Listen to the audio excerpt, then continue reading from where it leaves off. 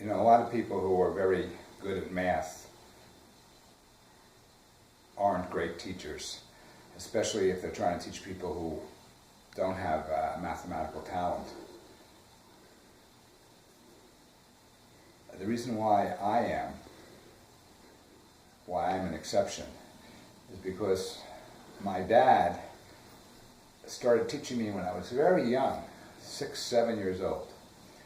And even though I had the math genes in me, he was dealing with such a young person that he had to make it as simple as possible. And one of the things he did was start giving me a bunch of different puzzles, math puzzles and logic puzzles. And I thought I would tell you about some of those early puzzles he gave me. For instance, if a bathtub will be filled in 10 minutes if you put the faucet on, and the shower fills the bathtub in 15 minutes, how long would it take to fill that bathtub if they're both on? Now, I want you to think about that, because that's going to be my next video. But for this first video, I'm going to talk about a famous problem that my dad told me when I was about 7. And it involves a young, brilliant mathematician in the 1800s named Gauss. And he was also 7 when this occurred. He was in class, and his teacher, trying to give herself a couple-hour break, said to the kids in the class, add up all the numbers from 1 to 100.